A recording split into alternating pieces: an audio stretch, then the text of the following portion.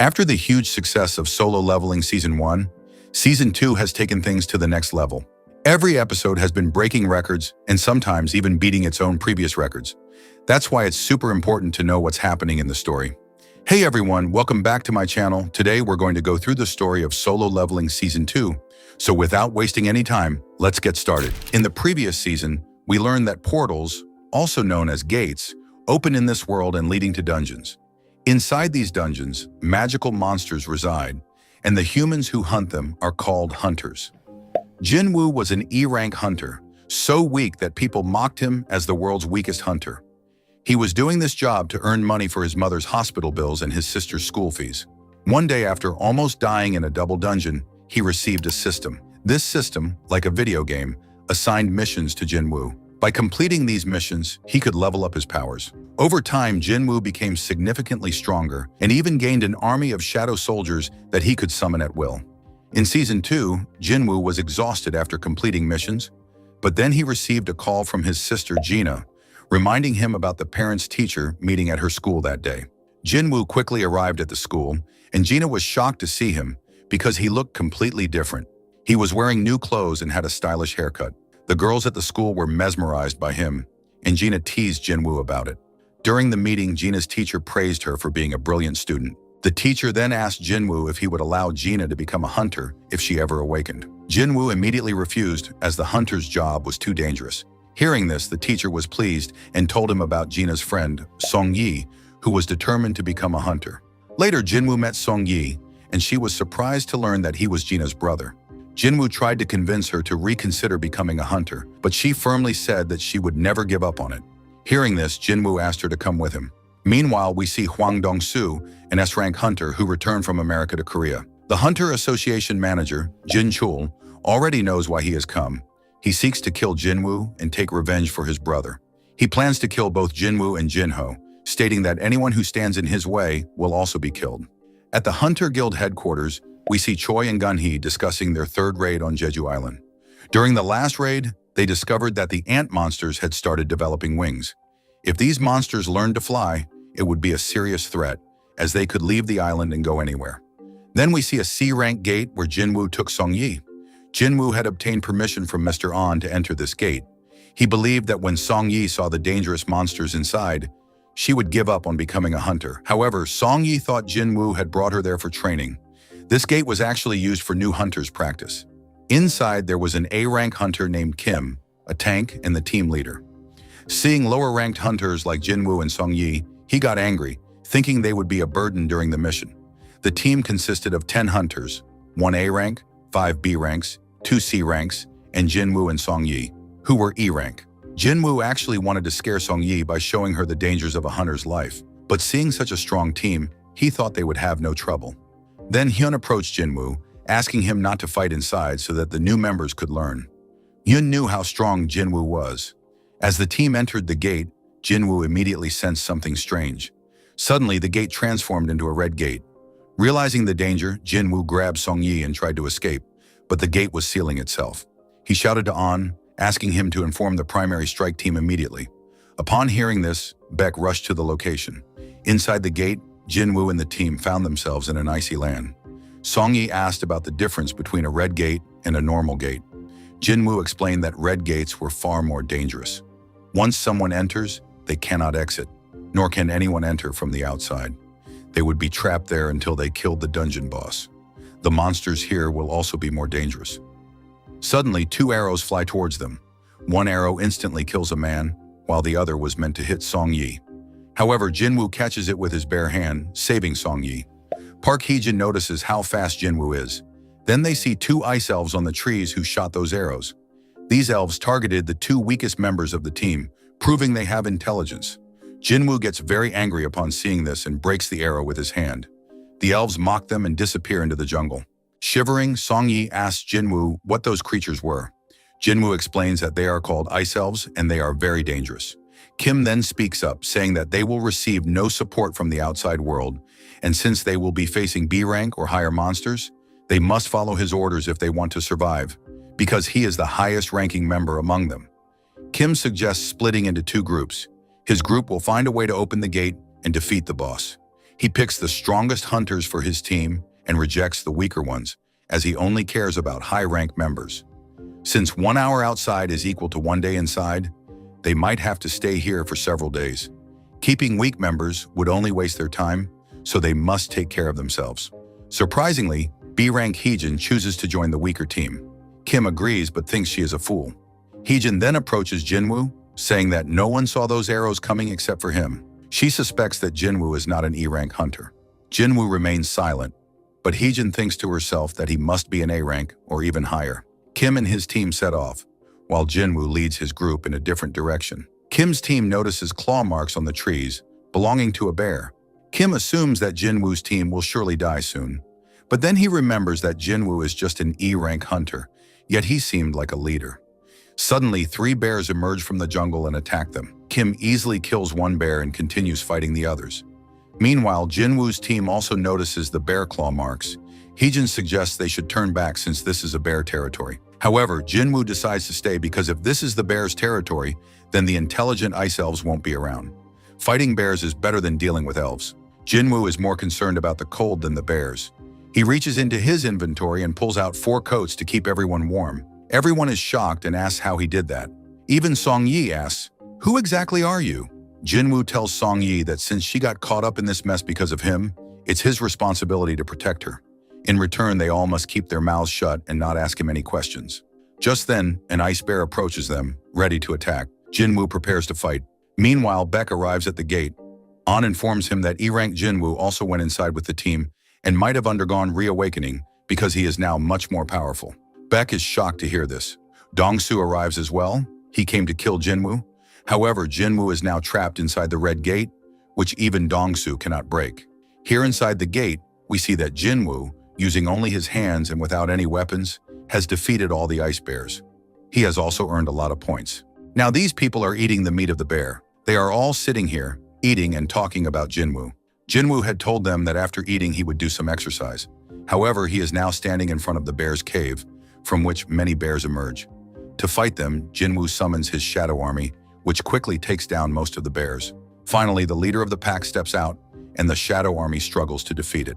Jinwoo then sends his general, Igris, to finish the job. Igris easily kills the giant bear. Jinwoo realizes that Igris is even stronger than him.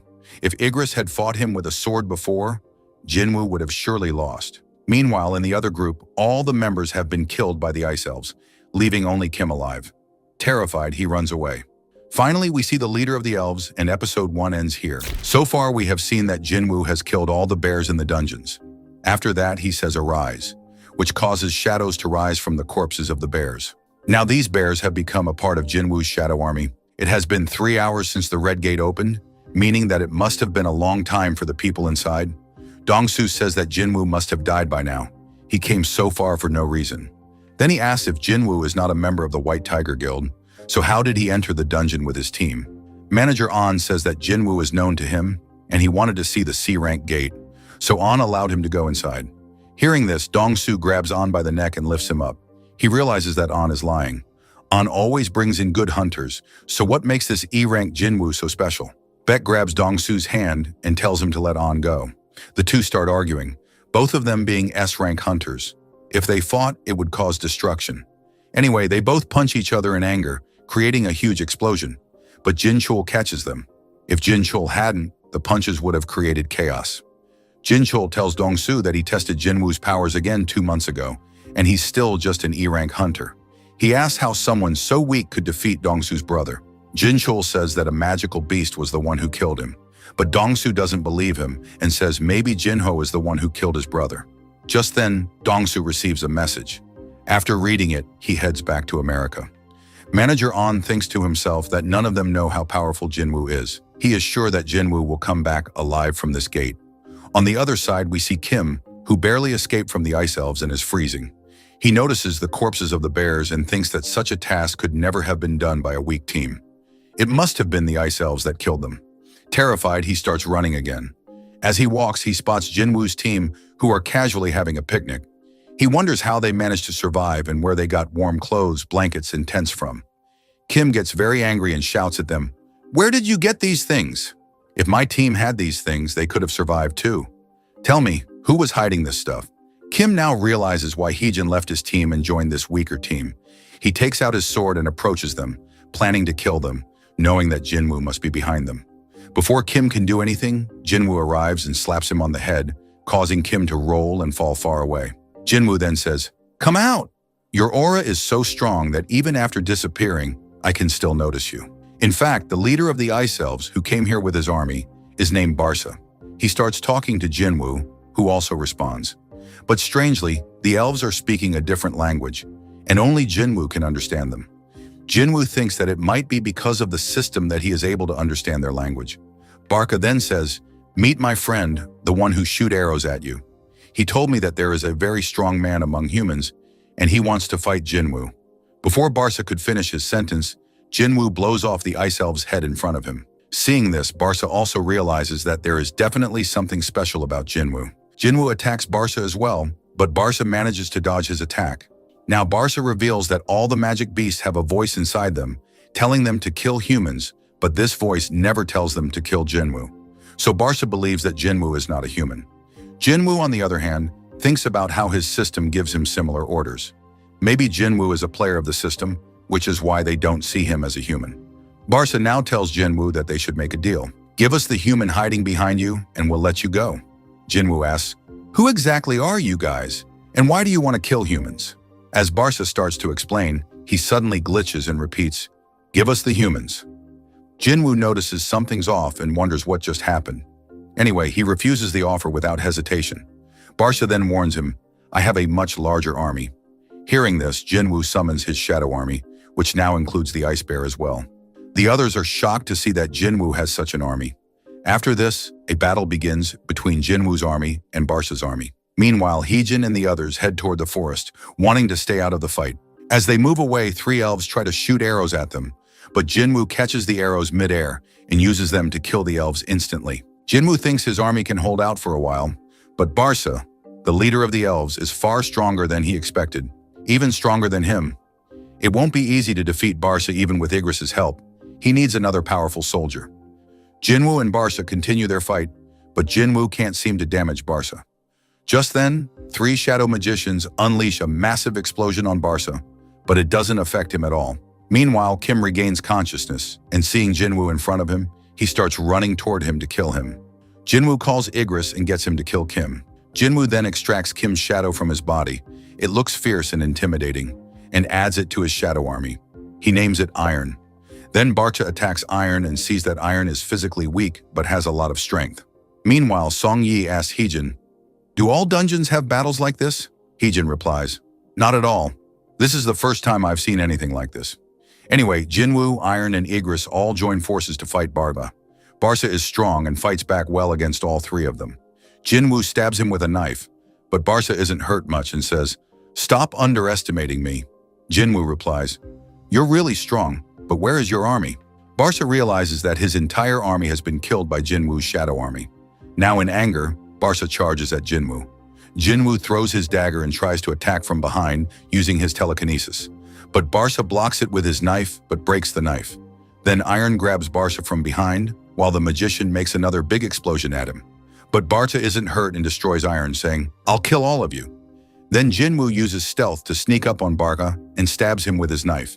After that, he summons Iron again. Iron hits Barca in the face with a huge hammer, and this finally leads to Barca's end. Jinwoo sees that after Iron killed Barca, he kept hitting him with the hammer.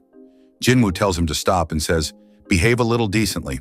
After saying this, Jinwoo and Igris turn away and leave. Then he looks at the magicians, who out of fear, start clapping for him. They all relax. And because Jinwoo defeated the dungeon boss, the gate to let them leave opens, which makes everyone happy. Jinwoo thinks that before leaving, he should include Barca in his shadow army. Meanwhile, An says that it's been a week inside the gate. He tells President Beck to go home and rest, but Beck says that the members of his guild are still trapped inside, so he won't leave. Then the red gate changes to blue, and hunters start coming out. Beck is surprised to see this. The A-rank hunter Kim didn't survive, but all the low-rank hunters made it out alive. Seeing this, An is happy. He had said that nothing would happen to Jinwoo. After this, the gate closes. Jinwoo now says to Song Yi, "Let's go. I'll drop you home." Beck stops Jinwoo, saying that he has some questions for him, but Jinwoo replies that he's tired and not in the mood to talk. Beck gets angry, thinking Jinwoo isn't listening to him. He puts his hand on Jinwoo's shoulder and says that 6 of his guild members have died, so he wants to know what happened inside the dungeon. Jinwoo says, "I saved the rest of your guild members, so you should thank me." After hearing this, Beck lets go of Jinwoo and apologizes. Jinwoo then leaves with Songyi. Heejin tells Beck that Jinwoo has been in a bad mood since defeating the dungeon boss. An adds that he must be tired, but that doesn't mean he's a bad person. Beck realizes that there is something special about Jinwoo and tells An to do whatever it takes to get Jinwoo to join their guild. Meanwhile, Jinwoo drops Songyi off at her house. She thanks him for today and says that if there's another dungeon, she's ready. Jinwoo's mood is down because he couldn't add Barca to his shadow army. He's not strong enough yet, but at least he got Barca's weapon and a new soldier. However, to do this, he had to kill Kim, and this is the 3rd time Jinwoo has had to kill someone. The next morning, Jinho comes to pick up Jinwoo. On the way, they stop to pick up Songyi, who is dressed nicely. It's clear that Songyi has started to like Jinwoo. She tells him that she couldn't sleep last night because Jinwoo had left her so late. Jinwoo and Songyi talk, and Jinho wonders if they're in a relationship. He reminds Jinwoo that Songyi is underage. Jinwoo simply replies, "Yes." After hearing this, Jinwoo's brother stays quiet and continues driving. As we know, Jinho wants to open his own guild, but for that, he must first complete 19 dungeon raids, in which Jinwoo is helping him. Anyway, we see Jinwoo and Jinho inside a dungeon, where Jinwoo kills all the monsters in the dungeon using his shadow army. Jinho sees the shadow army for the first time and asks Jinwoo what it is. Jinwoo replies, "It's a bit hard to explain, but you can think of it as one of my special powers." After that, Jinwoo tells his shadow army to collect the mana stones. When Jinho sees this, he feels a bit sad because that was the only thing he could do, and now even that job is taken. Anyway, as per their deal, they finish all 19 dungeon raids and go to a restaurant to celebrate. Now Jinho just has to pass the written test to get his guildmaster license. He asks Jinwoo what he's going to do next. Jinwoo says he'll be going away for a few days. Jinho, a little drunk, says that he has an older brother, but they don't get along at all. On the other hand, Jinwoo not only saved his life, but also helped him so much, so he thinks it would have been great if Jinwoo were his big brother. Hearing this, Jinwoo smiles and says, "Okay, from now on, you're my little brother," which makes Jinho really happy. Meanwhile, in America, we see a dungeon where a hunter is running away in fear. But this time, there's no monster in the dungeon. There's a strong-looking man instead. The man says, "Don't be scared, I'm human. I just want to go home." Even so, people don't believe him. They think he might be a monster pretending to be human, so they lock him up in a cell. The man says he's been trapped inside a dungeon for 10 years and has just now escaped. He tells them his name is Sung Il Hwan, but since he only speaks Korean and not English, they call Dong Su to come and talk to him. Meanwhile, Jinwoo tells his sister Gina that he'll be gone for a few days. Gina jokes that he's probably going to meet his girlfriend, but Jinwoo says that's not true. Actually, Jinwoo is going to the Demon King's castle. If he finishes the mission there, he'll get the Elixir of Life, a special item that can cure any illness. Jinwoo wants to get it so he can heal his mother. As soon as Jinwoo enters the castle, the system gives him a quest. He has to defeat 10,000 demons. Jinwoo gets ready to fight. Meanwhile, Jinho talks to his father and asks to be made the leader of their new guild instead of his older brother. His father agrees, but only on one condition. Jinwoo must join their guild. If that happens, Jinho will become the head of the company. Meanwhile, Jinwoo defeats some demon soldiers, but realizes he can't turn them into shadow soldiers. Since he has a long way to go, he summons the Ice Bear leader into his shadow army. The bear smashes all the demon soldiers in his way, so Jinwoo gives him the name Tank. Next, we see S-rank hunter Cha Hai-in, who wants the truth about Jeju Island to be revealed. But Choi says it would only cause panic, so for now, they should focus on making their guild stronger. Meanwhile, Jinwoo keeps going higher in the castle. The further he goes, the stronger the demons get, and his own strength keeps growing. According to Jinwoo, the castle has a total of 100 floors, and it could take him more than a week to reach the top. His food is running out, and if he stays too long, Gina will start to worry. On the 50th floor, Jinwoo faces a demon boss called Vulcan. Jinwoo calls his shadow army to fight Vulcan's army, while he plans to defeat Vulcan himself. A big battle happens between the two armies. Vulcan looks huge and heavy, but he moves super fast. In a second, he's attacking Jinwoo. Jinwoo fights back, and the battle is amazing with awesome action. Jinwoo doesn't get a chance to attack Vulcan directly, so he climbs a building to distract him and then kills him with a dagger. Meanwhile, Dong-su arrives in America to question Il-hwan. Il-hwan asks him how much humans have learned about gates and magical creatures in the past 10 years. He says what they've seen is nothing. Real destruction is still coming, and his job is to stop it. Dong-su finds out that this man has a wife and 2 kids, and his son's name was Sung Jinwoo. Yes, this man is actually Jinwoo's father, who disappeared 10 years ago. Dong-su then tells Il-hwan that his son is already dead. When Il-hwan hears this, he gets very angry, and a huge explosion happens in the building, making it collapse completely. We see Il-hwan beating up Dong-su badly. Even though Dong-su is an S-rank hunter, he gets hurt badly. So just imagine how strong Il-hwan must be. Meanwhile, Jinwoo reaches the 75th floor, but his food is all gone, so he has to go back home. There are only 25 floors left now. After defeating so many demon soldiers, Jinwoo's level has gone up a lot, and he's also collected many magical items. From one random loot box, he even gets another dungeon key. To make the elixir of life, Jinwoo already has 2 out of the 3 ingredients. The 3rd ingredient is on the 100th floor, and he'll get it when he comes back. And that's where episode 3 ends. Episode 4, we see Jinwoo coming out of the demon dungeon. Next time, he has to fight the demon monarch, so he needs to be ready. To get stronger, he must defeat more powerful monsters. But his ID card still says he's an E-rank hunter, so he's not allowed to enter high-level dungeons. Jinwoo realizes he can't hide his power anymore and decides to take the rank test again, so his rank can go up and he can join stronger raids. The next day at the Hunter Association, we see Hyun, who came there to find strong hunters for his guild. Just like smart students get jobs from college, strong hunters get picked by big guilds. Then he sees Jinwoo and quickly calls back to tell him that Jinwoo is here to check his rank. Jinwoo goes into a room and puts his hand on a machine to check his magic power, but the machine keeps showing an error. A senior staff member comes to check and says that Jinwoo's power is so strong, the machine can't even measure it. This means only one thing. Jinwoo is an S-rank hunter. Before this, there were only 9 S-rank hunters in the country, and Jinwoo has now become the 10th S-rank hunter. Everyone in the lobby is shocked when they find out the machine couldn't measure Jinwoo's power. A senior staff member tells Jinwoo that the machine failed to read his stats, so he should come back in 3 days to get his updated S-rank ID card. At that moment, Choi, the leader of the powerful Hunters Guild, shows up. He's an S-rank hunter who uses fire magic. The moment he sees Jinwoo, he can feel how powerful he is. Impressed, Choi greets him and politely asks which guild Jinwoo plans to join, suggesting they sit down and talk. But Jinwoo just walks past him and says, "Don't have change, bro. Move on," as if Choi was some random guy asking for money. This stuns Choi because in their world, S-rank hunters are treated like superstars, and Jinwoo didn't even care to acknowledge him. Just then, Beck shows up running into the lobby. When Choi sees him, he realizes that Beck is also there to recruit Jinwoo. Later, Jinwoo visits his mother in the hospital and promises her that he'll cure her very soon. As he's leaving the hospital, he's approached by Jin Chul, who tells him that the chairman of the Hunter Association, Gun-hee, wants to meet him. Gun-hee is the first S-rank hunter in the country, and even though he's 80 years old, he's still just as strong as Jinwoo. During their meeting, Gun-hee congratulates Jinwoo on becoming an S-rank hunter and offers him a job directly at the Hunter Association.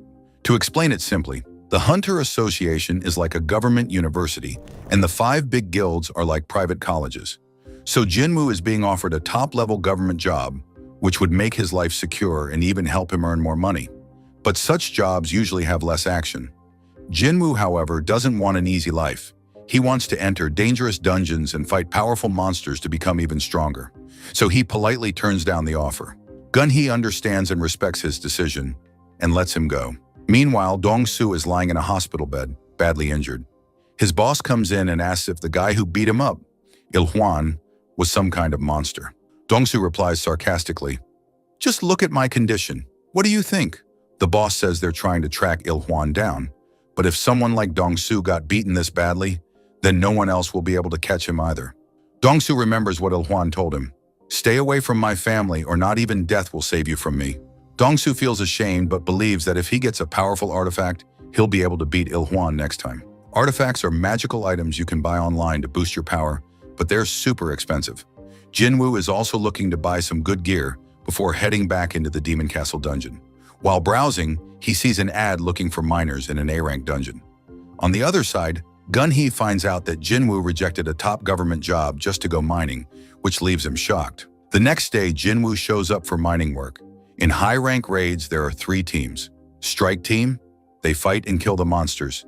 Mining team, they collect mana stones. Collection team, they gather the monster bodies. At that moment, Choi is inside the dungeon with his team. He uses his fire powers to defeat the monsters and comes out of the gate without even getting his clothes dirty. Jinwoo notices this and remembers how he used to come out all beaten up even from low-level dungeons. Right after Choi, a woman named Cha Hye-in steps out. She's the 9th S-rank hunter in the country. Jinwoo is shocked by her powerful aura. At the same time, she senses his presence too. But before she can spot him, Jinwoo quickly hides. After that, Jinwoo enters the dungeon with the other workers to mine mana stones. The dungeon boss is still alive, because if he's defeated, the gate will close and no more mana stones can be collected. But Jinwoo is curious and excited to see how strong an A-rank boss really is. When it's lunchtime, all the workers leave to eat, but Jinwoo stays behind and runs deeper into the dungeon. He finds a big chamber where the boss is probably waiting. Jinwoo thinks, maybe I'll fight him a little, just to test my strength. But just then, someone appears behind him. It's Cha Hye-in. She asks him what he's doing there. Episode 5. So far, Jinwoo has entered an A-rank dungeon with a group that's there just to mine. But Jinwoo isn't really there to mine. He's planning to fight the dungeon boss. Suddenly, Cha Hye-in shows up behind him and asks what he's doing there. Jinwoo quickly lies and says he got lost and ended up in the wrong place. Cha Hye-in asks if he's part of the mining team and reminds him that he's standing right in front of the boss room. Jinwoo is surprised because he didn't even realize she was behind him. He thinks to himself how strong and skilled Cha Hye-in must be. He quickly hides his weapon, and Cha Hye-in starts to doubt herself. Just a second ago, she was sure he was holding a weapon, but now it's gone. Cha Hye-in tells Jinwoo to leave the boss room because if the boss gets angry, it could put the whole mining team in danger. Jinwoo starts to leave, but when he walks past her, she suddenly stops him. She sniffs the air and says, "You don't smell bad." Then she asks if he's really a hunter. She checks his ID card, sees his name and rank, and then lets him go. Cha Hye-in actually has a very sensitive nose. She can smell strong, unpleasant scents coming from both monsters and hunters. That's why she usually keeps a handkerchief over her nose. But Jinwoo is the first hunter she's met who doesn't have that bad smell. In fact, she thinks he smells nice. Jinwoo goes back to the mining team, and they're shocked. They say, "You actually talked to Cha Hye-in? That's so lucky." She usually comes into the dungeon during lunch breaks to make sure the boss doesn't escape and hurt the workers. Since she can't stand the smell of most hunters, she always carries a handkerchief to block the scent. Now Jinwoo starts thinking, why does he smell different from other hunters? Even Baruka had said he's not like a normal human. Maybe it's because he's part of the system as a player. In the evening, Jinwoo gets paid for the day. The team leader praises him and says they finished their work early because of how hard Jinwoo worked. He says he's been doing this job for years but has never seen anyone as hardworking as Jinwoo. He even offers Jinwoo a permanent job on the mining team, but Jinwoo politely says no. He explains that he just wanted to see what an A-rank dungeon raid looks like. Also, his rank will be updated in 2 days, so things might change for him soon. Then the leader tells him that the Hunter Guild is going into another A-rank dungeon tomorrow, but with a different team. After hearing that, Jinwoo says he'll join them again. The leader is really happy and says he'll talk to the boss to give Jinwoo double pay, since Jinwoo works as hard as 5 people all by himself. That night, Cha Hye-in calls someone and asks for information about Jinwoo. The person tells her that even Mr. Choi asked about Jinwoo the day before, but the Hunter Association has locked all of Jinwoo's information. That kind of thing has never happened for a low-ranked hunter before, so there must be something special about him. Cha Hye-in thinks to herself that she has met many hunters, but Jinwoo is the only one who smells nice. The next day, Jinwoo goes back to work as a laborer. The mining team is really happy to see him again. Their friendly attitude reminds Jinwoo of his old team.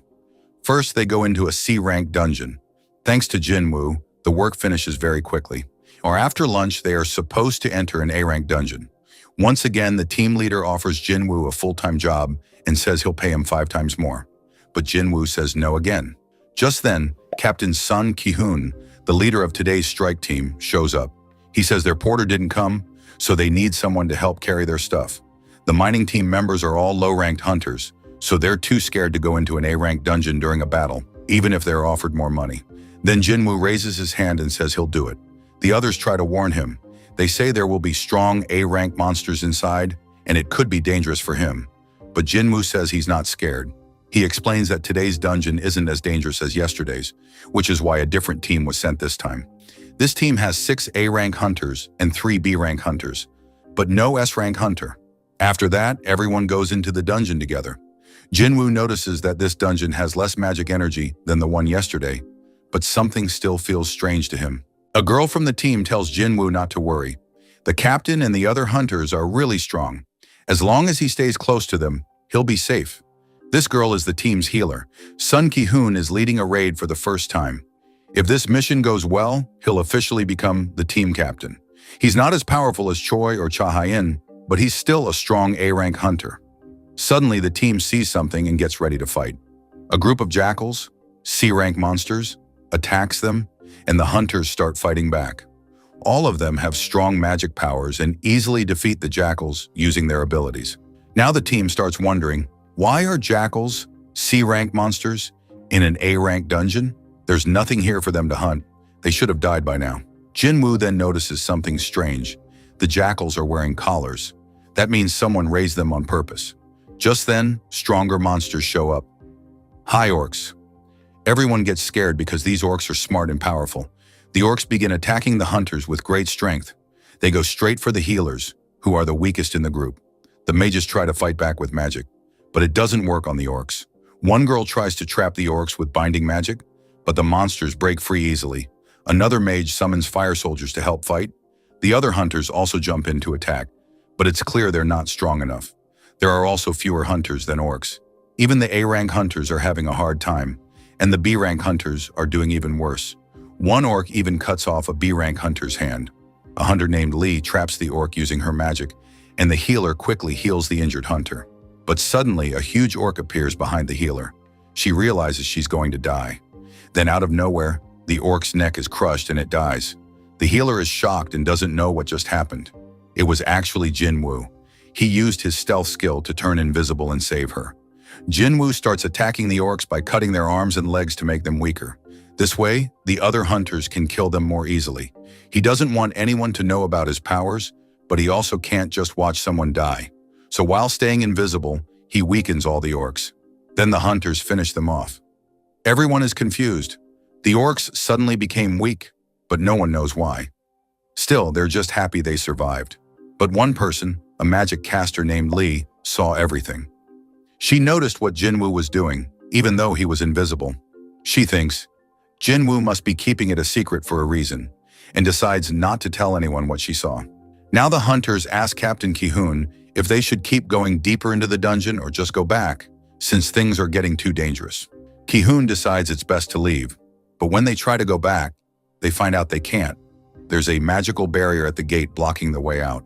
Lee says she might be able to break the barrier, but it will take some time. She thinks a powerful monster in the dungeon is the one who put it there. As the mages try to break the barrier, they start to feel weak and tired. Then suddenly everyone feels a scary and powerful magical energy. They turn around and see an entire army of high orcs coming toward them. If they fight now, they know they'll be killed. One of the orcs steps forward and Ki-hoon walks up to him. The orc speaks in a strange language that no one understands.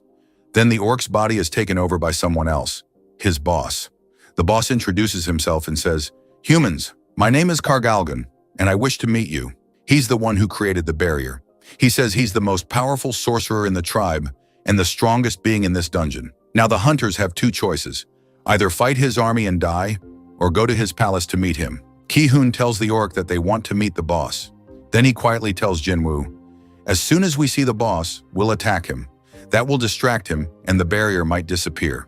When that happens, you run out and tell the S-rank team what's going on." Jinwoo says, "But you'll all die." Ki-hoon replies, "Our job is to defeat the boss and close the gate, not to stay alive." Then the healer gives Jinwoo her diary and says, "Please give this to my family. We have to finish our mission, but you can still survive." Jinwoo thinks to himself, "This reminds me of the double dungeon, but back then my team left me behind to save themselves. This time it's different. These people are willing to die so I can escape." He takes the diary. Meanwhile, outside the dungeon, Cha Hae-in shows up. She came to see Jinwoo. The mining team leader tells her that Jinwoo went inside the dungeon with the strike team as a porter. Back inside, all the hunters are taken to Kargalgan's palace. He sits on his throne and welcomes them. And that's where the episode ends. All right, let's jump into what happened next. So far, we saw that Cha Hai-in came to the dungeon looking for Jinwoo. She noticed something strange. She thinks someone pretending to be a weak E-rank hunter sneaked into this dangerous A-rank dungeon. She wonders, doesn't this guy care about his life? And wait, wasn't Jinwoo standing outside the boss room yesterday holding a weapon? Now she's really suspicious of him. Cha Hai-in tells the mining team leader that she's going inside the dungeon, but she doesn't have any weapon with her. So she asks the team leader for one. He gives her his digging pickaxe. She asks, don't you have anything else? Like a sword or a spear? The leader says, we're just workers, madam. Where would we even get those? We have a shovel if you want. Cha Hai-in says, never mind, and starts to walk away. But then she stops, turns back, takes the pickaxe and says, this is better than going in empty-handed. Now inside the palace, there are lots of high orcs, and they're super strong. If these monsters ever got out of the dungeon, they could easily destroy the whole city. Among them, 4 orcs had a scary, powerful energy around them. Ki-hoon thinks, we must beat the dungeon boss and close this gate. Just then, the boss Kargalgan appears and says, are you scared of me, human? He takes off his mask, and the hunters can feel a terrifying magic coming from him. Compared to this guy, the hunters are super weak. Ki-hoon asks, why did you bring us here? Kargalgan replies, you're just for fun. We'll torture and kill each one of you. It'll keep my army entertained. Ki-hoon realizes, we're just a game to them. Then Kargalgan notices Jinwoo and thinks, who's this guy? Ki-hoon yells, attack! But his team is frozen with fear. No one moves. So Ki-hoon runs alone toward the boss. But the boss has a magical shield. Ki-hoon's attack does nothing.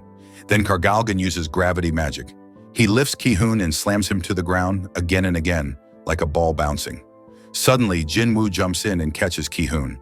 He says, it's your job as hunters to clear this dungeon. Normally, I shouldn't get involved, but now everyone is in danger. So, can I kill all these monsters? Jinwoo blasts an orc into the air, using his magic. Ki-hoon begs, please defeat them. We can't do anything. The boss laughs and says, don't think too highly of yourself. You're not strong. Jinwoo replies calmly, you're right. I've never faced a boss stronger than you. But the difference is, I will defeat you. Then Jinwoo summons his shadow army, shocking everyone around him. Meanwhile, outside the dungeon, Jin Chul has been waiting for 2 days. He asks the leader, where is Hunter Jinwoo? A worker speaks up. I had a weird feeling about him. He looked at me like he was going to eat me. The leader explains that Jinwoo went into the dungeon pretending to be a porter. As he gets closer, everyone feels a strange and powerful energy coming from inside the dungeon. Inside, Cha Hai-in finds the bodies of high orcs killed by Ki-hoon's team. She realizes the team is in serious danger and rushes toward the boss room. The boss laughs and says, what can your small army do against my huge one? But Jinwoo uses a new power called Monarch's Domain, a special ability he got after reaching level 70 in the Demon Castle. Inside this domain, his shadow army becomes much stronger. His shadow soldiers are also tougher now because of their training in the Demon Castle. The other hunters are confused. Even a powerful mage can only summon 2 monsters. How is Jinwoo summoning an entire army? The boss's army charges at Jinwoo's shadows, but Jinwoo's army is much stronger. Iron and Igris, 2 of Jinwoo's strongest shadows, are defeating 10 enemies each. And Jinwoo himself is cutting through monsters like he's slicing vegetables. The hunter team watching all this says, he's just as powerful as Cha Hai-in. Why is someone this strong working as a porter? Now the boss uses fire dragon magic, burning some of Jinwoo's soldiers. He mocks Jinwoo, your soldiers are just puppets. But Jinwoo says, I can bring them back again and again.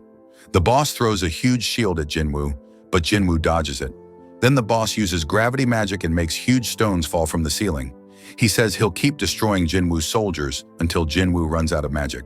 Ki-hoon's team is running all over the place in panic. Jinwoo now realizes the boss is using his magic to keep him away and weaken his army from a distance. Outside, Jin Chul is still getting closer. He may need to jump in and help soon. Right now, the boss's army is larger and overpowering Jinwoo's side. Jinwoo's magic is almost gone. But then, Jinwoo takes out a mana potion from his inventory to refill his magic. He says, arise, and turns the dead monsters into his shadow soldiers. He then says he's planning to turn the dungeon boss into his shadow too. Hearing this, the boss starts to look a bit scared. He even thinks, is he that one? God? But just then, something weird happens. The screen glitches, and we don't get to hear the full thing. So the boss starts thinking to himself, If Jin Woo is really that one, then why am I even fighting? Since the day I opened my eyes, I've only had one mission: to kill all humans. And he's still following that command. Then the boss orders his 4 powerful generals to attack Jin Woo's shadow army. Meanwhile, outside the dungeon, Choi finds out that the gate where Ki-hoon and his team entered is as dangerous as an S-rank dungeon. If the monsters inside escape, it could become another disaster like Jeju Island. But there's still time. They can go in and stop it. If things go really bad, they might need help from big guilds like the White Tiger Guild or the Fiend Guild. Back in the dungeon, the boss's 4 generals are fighting Iron, Tank, and Igris, and they're winning easily. Some hunters try to help, but the boss hits them with magic and says, "Kids, stay out of the grown-ups' fight." Then the boss himself joins the fight. He attacks Jin Woo with poison magic, but it doesn't work on him at all. Jin Woo then calls 2 of his shadow magicians and blasts a huge fireball at the boss. It breaks the boss's shield and hits him right in the face. Cha Hai-in arrives and sees the battle going on. The other hunters are busy healing Ki-hoon. Now the boss uses magic to grow into a giant and tries to crush Jin Woo, but Jin Woo dodges and says, "I don't like giants." The boss burns both Jin Woo's shadow army and his own army with fire magic, but Jin Woo is completely fine, not even a scratch. Then Jin Woo stabs the boss in the eye with his dagger. The boss is a magician, so without an army, he's weaker, and Jin Woo, being a fighter, now has the upper hand. The boss attacks again with fire, but Jin Woo dodges. Since the dagger didn't do much, Jin Woo wraps him in a big chain and throws him to the ground. Jin Chul, who came to help, watches everything and realizes he's not even needed here. Cha Hai-in also understands now. Jin Woo is definitely a top-level fighter. Next, we see something amazing. One of the boss's generals turns into Jin Woo's shadow and kills the boss. After the boss dies, Jin Woo walks up, places his hand on the boss's body and says, "Arise." The boss becomes Jin Woo's shadow, and now he's calm and respectful. The system asks Jin Woo to give him a name. Looking at his big tusks, Jin Woo names him Tusks. Getting the shadow of a dungeon boss is huge. Jin Woo also turns many high orcs into shadows, making his army even stronger. Now Jin Chul says, "No one will talk about what happened here. Jin Woo showed S-rank power and saved us all. Let's not question him." Ki-hoon tells Jin Woo, "We're all alive today because of you," and everyone thanks him. Jin Woo returns a diary to the healer and then leaves the dungeon with Jin Chul. A funny moment happens when a magician asks Cha Hai-in, "Why are you holding a pickaxe?" She gets shy and says, "It's nothing." Later, Ki-hoon tells everything to Choi. Choi asks, "So who's stronger, me or Jin Woo?" Ki-hoon replies, "Can you defeat an A-rank hunter alone with no help?" Choi says, "No," then laughs and adds, "Maybe his title Ultimate Hunter is true after all." Ki-hoon now wants Choi to recruit Jin Woo into their guild. The next day, Jin Woo meets Jin Ho, and Jin Ho starts talking about the conditions his father gave him. At the same time, we are introduced to a new character, Lee Min-sung. Episode 7. The episode starts outside the Hunter Association, where a bunch of reporters are waiting. They're here because a popular actor named Lee Min-sung is getting his hunter rank checked today. He's the one who invited all the media. At the same time, 2 top hunters, Beck and Choi, also show up. They're surprised to see such a big crowd. The reporters ask if they've come to recruit Min-sung into their guild, but Beck and Choi don't even know who he is. They're actually here for Jin Woo. Choi mentions that Min-sung already signed with the Fiend Guild, so he's not their concern. The reporters are disappointed. Then Beck brings up how Jin Woo saved his team, and Choi responds that at least none of their hunters died, unlike Beck's team in the Red Gate. Both of them really want Jin Woo in their guild, so they start arguing. Suddenly, Lim Tae-gyu, the leader of the Fiend Guild, shows up and asks if they're here for Min-sung too. Both Beck and Choi reply sarcastically, saying it doesn't matter if it's Min-sung or Pin-sung. They're not here for him. Just then, Jin Woo arrives, because today he's finally going to be ranked as an S-rank hunter. Meanwhile, Min-sung is busy talking to the press. He says he's awakened hunter powers and is joining the Fiend Guild. The reporters ask if he'll stop acting to become a full-time hunter, but Min-sung is just pretending. He already knows he's only an A-rank. He plans to stay in the guild for 2 years, let people forget about his past scandals, and then return to acting with a clean image. As Jin Woo tries to enter the building, Min-sung's manager blocks him and tells him to wait because Min-sung is giving an interview. Just then, Gun-hee, the chairman of the Hunter Association, comes out and welcomes Jin Woo personally. He says he had already told Min-sung not to hold a press conference now and takes Jin Woo inside. Min-sung gets annoyed and says Jin Woo ruined his spotlight. When Min-sung tries to follow them, Jin-chul stops him and says someone else is getting ranked, so he has to wait. Min-sung arrogantly threatens to get him fired, but Jin-chul stands his ground. After all, the country is getting an S-rank hunter after 2 years. It's a big deal. Now Jin-woo is asked what kind of powers he has. He immediately shows them by summoning a shadow soldier. The chairman Gun-hee says, "I've read your report. I know you can do much more than this." Jin-woo thinks there's no point in hiding his powers anymore. So he summons a large group of shadow soldiers and says he can summon 100 more like them. From outside, Baek and Choi can feel how strong Jin-woo's magic is, stronger even than Baek's. Once the ranking process is done, Jin-woo officially gets his S-rank hunter license. He's happy because now he can start working on his Demon Castle mission. Chairman Gun-hee congratulates him, and Jin-woo leaves. Outside, Choi and Baek try to talk to him, but Jin-woo ignores them and says he has more important things to do. As soon as he steps outside, the press rushes to take pictures of him. At the same time, Song-yi tells Jin-woo's sister Gina that her brother is all over the news as the 10th S-rank hunter in the country. Jin-woo's former co-workers and friends see the news too. Joo-hee smiles after seeing it, and even Cha Hae-in hears about it. This is huge news because it's been 2 years since the last S-rank hunter appeared. Everyone forgets about Min-sung and starts focusing on Jin-woo instead. Meanwhile, Jin-ho tells his father that Jin-woo doesn't want to join their guild. Jin-woo said he has an important mission and wants to get stronger on his own. But he asked Jin-ho to join his team instead. Jin-ho's father gets angry and says, "First you wanted to lead this guild, and now you want to follow Jin-woo?" But Jin-ho replies, "No matter what, I'm staying with Jin-woo." Back outside, the press wants to interview Jin-woo. Baek says, "If you talk to them now, you'll get tired. Let us give you a ride home." But Jin-woo says, "No need," and suddenly vanishes into thin air. Choi says, "He's not just strong, he's a magician too." Baek is left shocked by how fast Jin-woo disappeared. Now that Jin-woo is an S-rank hunter, he needs better gear. So he goes to the hunter's auction to buy some powerful items. He asked for something that can protect him from fire attacks. The manager shows him a cloak that can do just that. But when Jin-woo sees the price, he's shocked. He jokes, "Come on, lower the price a bit. I shop here all the time."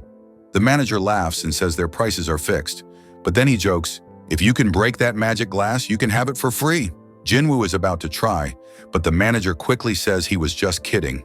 If he even touches the glass, the alarm will go off. Jin-woo then says he's looking for a dagger-like weapon. Another manager comes to help, but as they walk away, he notices that a crack has appeared in the magic glass, even though Jin-woo didn't touch it. Jin-woo finds a dagger he likes, but it's very expensive. So he shows the manager one of his own daggers and asks how much it would sell for. The manager says it's worth at least 100 million, which surprises Jin-woo. He had gotten it for cheap from the system. That's when Jin-woo realizes that items he gets from the system are super valuable in the real world. He was thinking of selling them to buy artifacts, but now he decides to keep them instead. Meanwhile, Baek is confused. He wonders how Jin-woo is getting stronger so quickly. He thinks, did Jin-woo even have a second awakening? Or is he growing stronger in some other way? Back at home, Gina notices that the reporters are finally gone from outside their house. Jin-woo tells her that he'll be away for a week. Just then, someone rings the doorbell. It's Jin-ho, who shows up with his bags, ready to stay and travel with Jin-woo. Jin-woo tells Gina again that he and Jin-ho will be gone for a week for some work. That night, Jin-ho sleeps in Jin-woo's room, while Jin-woo worries about Gina's safety. To protect her, he calls out Fang, means 3 guards of Tusk appear.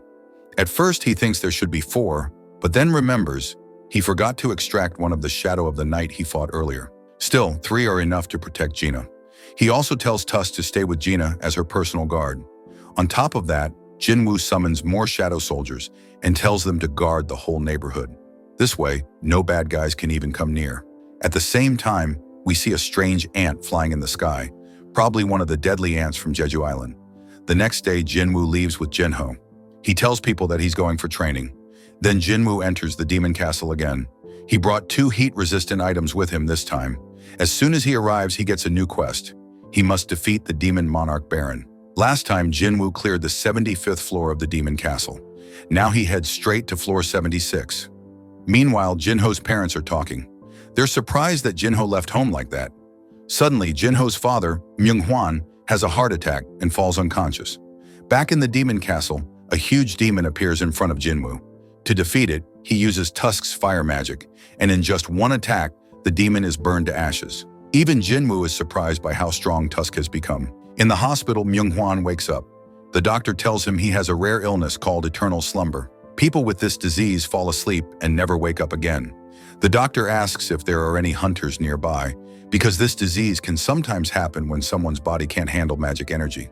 Myung-hwan says his son is a hunter.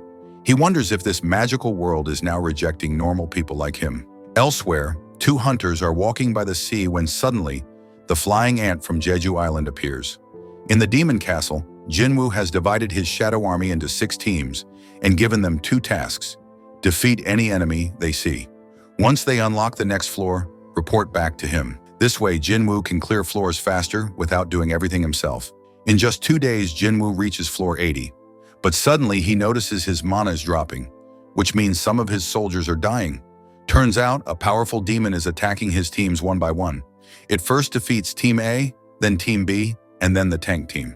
Jinwoo watches all this while staying invisible. When the demon knights attack him, Jinwoo easily kills them all. The final knight is so scared of Jinwoo that it starts shaking in fear, and that's where this episode ends. So Jinwoo is getting closer to fighting the Demon King. But some parts were cut from the manga. For example, in the manga, Jinwoo tells Jinho that he wants to start his own guild and asks Jinho to be its vice president.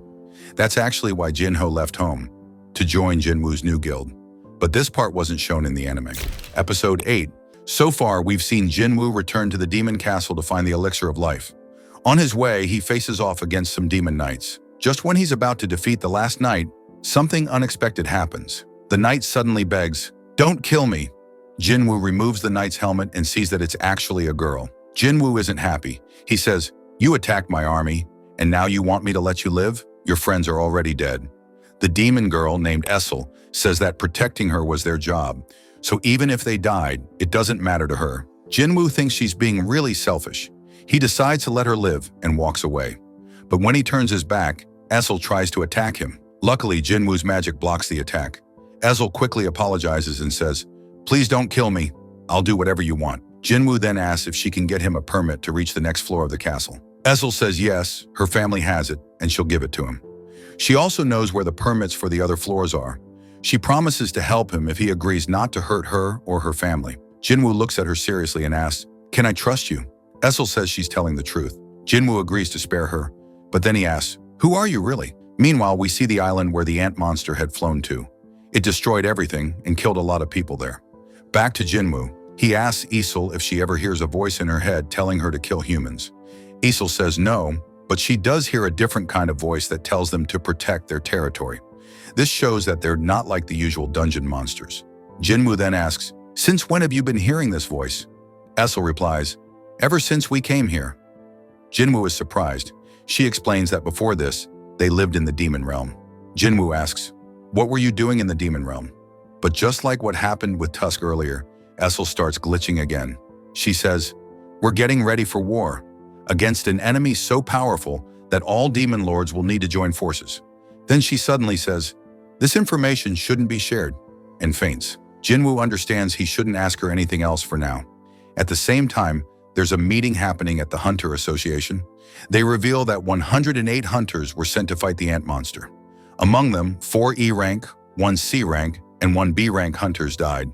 In the end, an A rank hunter finally defeated the ant, meaning its power was at least A rank. Gunhee says the island the ant flew to is about 120 kilometers away from Jeju Island. If ants start flying properly, they could easily reach the mainland, so they must prepare quickly for the 4th Jeju Island raid.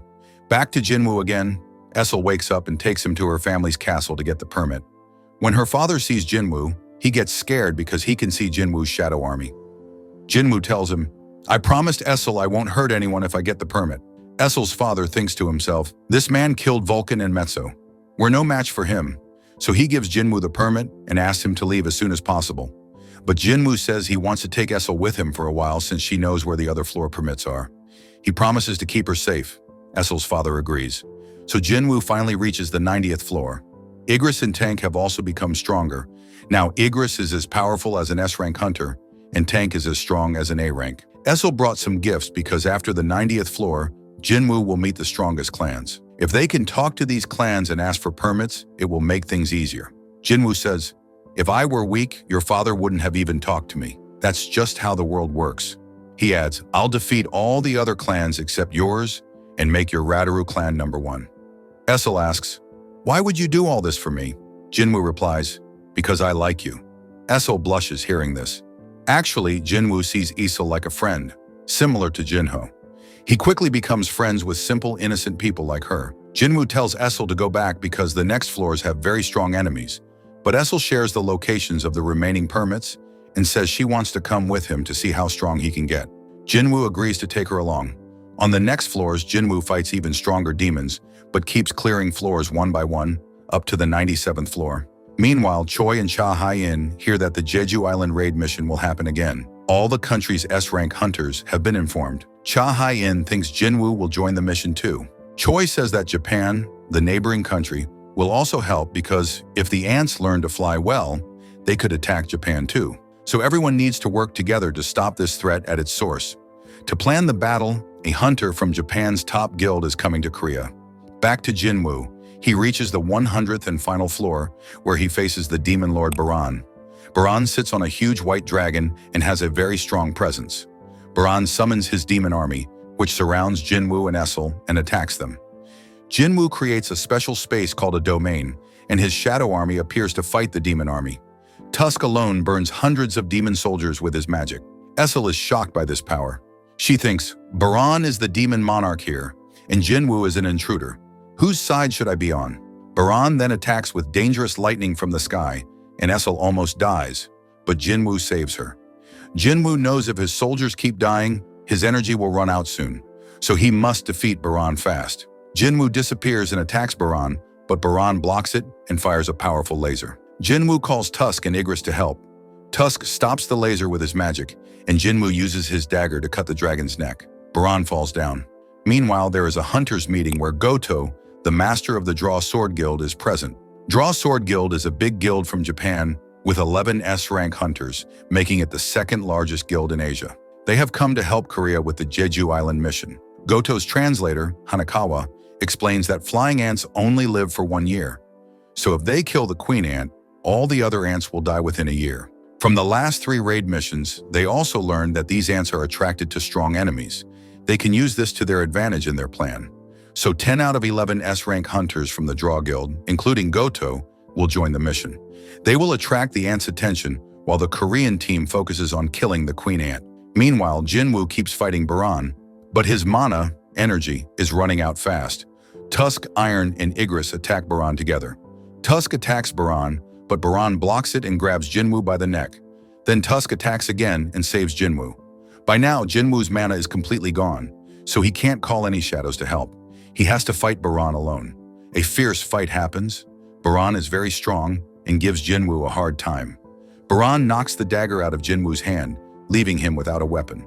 Baran gets ready to finish Jinwoo with a powerful blast from his mouth, but Asil throws her spear at Baran and distracts him. Jinwoo uses this chance to tear off both of Baran's arms and then punches hard, cutting Baran's head off and killing him.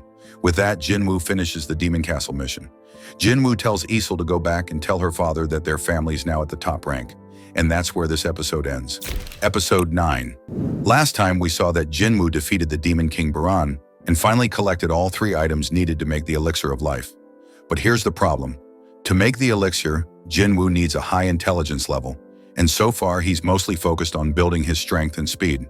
Still, he goes ahead and tells the system to create it, and surprisingly, it works. Soon, Jinwoo receives 6 bottles of the Elixir of Life, a powerful medicine that can cure any illness. Jinwoo plans to use it to save his mother, who's been in the hospital for 4 years due to a disease called eternal slumber. Just then, his shadow soldier Iron brings the body of a white dragon. Jinwoo is impressed and says it was a smart move. Since the white dragon is a creature, not a demon, Jinwoo can turn it into his shadow. He uses his power and says, "Arise," and just like that, the dragon joins his shadow army. He names it Kaisel. Ishil says that now they can ride the dragon and reach home quickly. Maybe even throw a party at the palace. But Jinwoo is in a hurry. He wants to heal his mom as soon as possible and doesn't want to waste time climbing back through every floor of the tower. Then he notices he received a reward, a rune stone that gives him a new skill called Shadow Exchange. With this power, Jinwoo can teleport to any of his shadow soldiers, no matter where they are in the world. Jinwoo tells Ishil to go home by herself because he doesn't have time. If they're meant to meet again, they will. Then he suddenly vanishes, leaving behind the shadow soldier he had stationed in his neighborhood. Jinwoo had swapped places with that soldier and teleported straight to his hometown. Now to use the teleport again, he'll have to wait 3 hours. So he quickly calls Kaisel and flies toward the hospital. Meanwhile, Chairman Gunhee is making a plan for the big mission on Jeju Island. Their plan is to use the hunter's magic power to separate the ants from their queen. Then, they'll block the ants from talking to each other using radio waves. Once that's done, another team will go inside the ant nest and kill the ant queen. They're not even sure if the radio wave plan will work, so just in case it fails, they've also made an escape plan. Now all that's left is to send the hunters to Jeju Island. Gunhee asks Jinchul if he's contacted Jinwoo yet. Jinchul replies, not yet. Then we see Baek Yunho having dinner with an old friend, Min Byung-gyu, an S-rank healer. Byung-gyu is the youngest hunter in history to retire so early. Byung says, "You're really going back to Jeju Island? Even after watching our friend Unsok die there?" Baek replies, "That's exactly why I need to go. If we don't stop those ants, the whole country could be in danger." Byung asks, "When did you become such a patriot?" Baek says, "Doesn't matter why, I just have to go." Byung tells him, "If you're thinking of taking me with you, forget it. I'm not going." Baek replies, "I didn't come to ask for help. I just came to say goodbye. Who knows if we'll meet again." Byung explains he's preparing for a government job now. He's tired of blood and battle. That's why he left the hunter life behind. He just wants to live a normal life now. Baek understands and thinks maybe he's right. Hunters aren't normal people. But at the same time, Baek says he's never met a hunter who doesn't enjoy fighting. Maybe that love for battle is what causes someone to awaken as a hunter. Then they joke around for a bit and share a light moment. Meanwhile, Jinwoo reaches the hospital. He sees burn marks on his mother's neck, marks he accidentally caused when he was young, but his mom never blamed him for it. Now he's unsure whether to use the elixir of life. What if something goes wrong? But he remembers how many miracles the system has already shown him. He used to be an E-rank hunter. Now he's S-rank, so he decides to trust the system one more time. He takes out a bottle of the elixir of life and carefully gives it to his mother. Soon the medicine starts working. Her body begins to heal, and even the old burn marks disappear. Jinwoo softly tells her to wake up, because everything he's done up to now, every fight, every risk, was all to save her. On the other side, Gina is unable to focus on her studies. She feels uneasy under the full moon. After some time, Jinwoo opens his eyes and sees that his mother is awake. She recognizes him and asks, "How long was I asleep? How's Gina?" Jinwoo tells her, "It's been 4 years, and Gina is doing well." She looks at Jinwoo and says, "You've grown up so much, and you even got hurt. You must have worked really hard." Jinwoo, with tears in his eyes, says, "I'm fine." But the tears keep flowing. The next morning, the doctors find out that the woman with eternal slumber is awake. They're shocked. They can't believe it. Gina arrives at the hospital and sees her mom sitting up, healthy and smiling. She hugs her tightly, crying tears of joy. Jinwoo looks at them and thinks, This is my real reward. Everything was worth it." Meanwhile, Chairman Gunhee holds a press conference. He announces that the Hunter Association is launching the 4th Jeju Island Red Mission. This time, not only Korea's S-rank hunters will take part, but also 10 S-rank hunters from Japan. Even A-rank and lower-ranked hunters will help out in this huge mission. Gunhee says that this time, they'll finish off the ants for good. When Byung-gyu sees this news, he remembers how scared he and Yunsok were to go to Jeju Island before. But Yunsok had said, "If we don't fight, then who will? If we don't stop them, the ants will destroy our country." Hearing this, Baek Yunho, who is asleep, mutters, "I'll crush those ants with my own hands." Looks like Byung-gyu is also thinking about joining the mission. On the other side, Jinwoo and Gina take their mother back home from the hospital, but their mom is shocked at how messy the house is. Gina hasn't cleaned anything since Jinwoo left. The 3 of them start cleaning the house together, and Jinwoo feels happy seeing his home just like before. But deep inside, he feels strange, like he has crossed a line he wasn't meant to. Later, his mom Kyung asks if there's any news about Jinwoo's father. She also finds out that Jinwoo is now an S-rank hunter, and she's super proud. She says Jinwoo's father was also someone who saved lives, first as a firefighter, then as a hunter. That's why she married him. She says Jinwoo must have gotten that brave spirit from his dad. Gina also says she wants to be a doctor and help people. Their mom smiles and says, "Looks like you took after your dad too." Then Jinwoo gets a call from the association. Gunhee explains that after the press conference, Thomas Andre came to meet them. He's a national-level S-rank hunter from America. stronger than even regular S ranks. People say such hunters are as powerful as an entire army. No one knows why he came to Korea. Gun-hee tells Jinwoo they're going to Jeju Island in 4 days, and he wants Jinwoo to join the mission to level up. But Jinwoo has no motivation now, because the only reason he fought was to heal his mother, and now she's fine. Gun-hee then takes Jinwoo to the gym, where all the S-rank hunters are warming up. We see Baek Yoonho fighting with Hunter Ma, another S-rank hunter from the Fame Guild. Gun-hee says this strong mana in the air is probably from them. There are also hunters from other top guilds like the Night Guild, and even the 10 Japanese hunters with their guild master, Goto Ryuji. A girl asks, "Who is that guy?" Hanakawa, Goto's translator, says, "That's Sung Jinwoo, Korea's newest S-rank hunter." The girl guesses he's probably an assassin-type hunter, but Hanakawa says no. Jinwoo is a magician, which shocks Goto.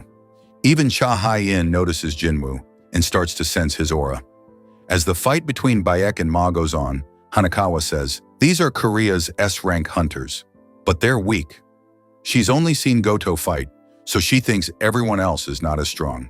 That's when Yang Su, the guildmaster of Night Guild, hears her comment. Hanakawa says she's never heard of him. His assistant tells her that Yang Su is only an A rank, not S rank, but still, his guild is in the top 5 of the country. Goto then suggests they have a friendly match. Only S-rank hunters will fight. Gun-hee agrees but says only fighters can join, not magicians or support types. Baek says, "Let's fight as teams. The first person to fall loses." They all agree since teamwork is what they'll need on Jeju Island too. The match begins. Team Korea, Cha Hai-in, Baek Yoonho, Hunter Lim Hunter, Ma Team Japan, Tawada Kumamoto, Hoshino Tanaka. The friendly match begins, and with that, the episode ends. Last time we saw a friendly match between Japan and Korea's S-rank hunters. Jinwoo was excited to watch the fight, but he noticed that Goto wasn't joining. The match begins as Hunter Ma grows in size using his powers, and the 4 Japanese hunters choose their Korean opponents. Lim fights Hoshino. Since Lim uses long-range attacks, he tries to keep his distance. The arena they're fighting in is made from powerful magic stones. Normal hunters can't even damage it. But these guys are causing destruction. Baek is giving his all in his fight, but his opponent Kumamoto runs away. Baek realizes that Goto is testing his team to see if they're really ready for the upcoming mission. So Baek transforms into his beast form and starts chasing Kumamoto. Some A-rank hunters watching think that these people fight like wild animals, and they can't compete with them. Tanaka ends up beating Ma, and Hoshino beats Lim. Baek is still after Kumamoto, but now Tanaka and Hoshino both step in to fight Baek. On the other side, Cha Hai-in is fighting Tawada. Tawada can't follow her fast movements. After all, she's called the Dancer for a reason. Cha Hai-in easily wins and goes to help Baek. Kumamoto tries to attack Cha Hai-in from behind, but she slaps him in the face. This makes him really angry. His teammates say they're worried now because who knows what he'll do next. Kumamoto starts attacking her fiercely. Just then, Jinwoo shows up and protects Cha Hai-in. He tells Kumamoto, "This is a friendly match. You're going too far." Kumamoto attacks Jinwoo, but Jinwoo throws him down in a flash, surprising everyone. Goto wonders if Jinwoo is really just a magician and decides he has to see for himself. Jinwoo tells Cha Hai-in to surrender since Baek has already lost. There's no one left on their side. Then Hanakawa walks in and says that Guildmaster Goto wants to fight Jinwoo. Jinwoo thinks this is a great opportunity to test his new strength after leveling up in the Demon Castle. He agrees to fight, but on one condition. Goto must use his full power. Meanwhile, on the news, the Jeju Island mission is being talked about. Juhee is watching. She's working a regular job now but decides to join the sentry team for the mission. Back at the arena, Goto and Jinwoo are ready to battle. Cha Hai-in remembers seeing Jinwoo fight in A-rank dungeons and wonders. Can he really go up against an S-rank hunter? Baek asks why. With so many hunters around, Cha Hai-in doesn't seem bothered by their bad smells. She replies, "I can bear the smell, but I can't walk around with a handkerchief on the battlefield." Normally, a fight between a magician and a fighter wouldn't be allowed. But just like Cha Hai-in, everyone was curious to see how strong Jinwoo really was. Baek believed that Jinwoo had become stronger since his awakening. Jinwoo says, "Let's start." But before he even finishes, Goto attacks him. Jinwoo quickly dodges, and Goto realizes this guy isn't a magician at all. Goto starts using stronger and faster attacks, but Jinwoo easily avoids them and even smiles. This makes Goto furious. Everyone is shocked at how easily Jinwoo is dodging the blows. Now Goto gets really serious and aims to kill Jinwoo. He attacks with full force and finally manages to leave a small scratch on Jinwoo's cheek. Jinwoo grabs Goto's hand, but not tightly.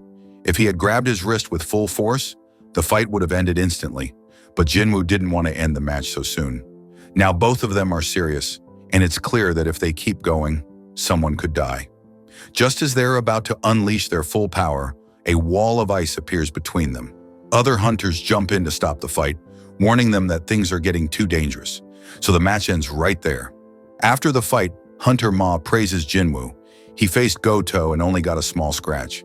Jinwoo thinks to himself that he's now seen all their powers, and secretly, he had hidden his shadow soldiers inside their shadows without anyone noticing. Goto and his team leave, and Jinwoo goes to meet Chairman Gunhee. There, he tells him that he won't join the Jeju Island mission. Later, Goto tells his vice guild master, Ryuji, that Jinwoo is an amazing hunter. But Ryuji checks the mission list and sees that Jinwoo's name is missing. Meanwhile, Cha Hai-in also hears that Jinwoo won't join the mission. Choi says there must be a reason, but reminds everyone that they still have 15 S-rank hunters. This time, they must complete the mission no matter what. Jinwoo returns home and sees that his mom has made dinner. She just came back from the hospital after 4 long years, so Jinwoo wants to stay with her. That's why he chose not to go on the mission. Meanwhile, on Jeju Island, the ants are starving and have started eating each other. The Ant Queen says they must leave the island.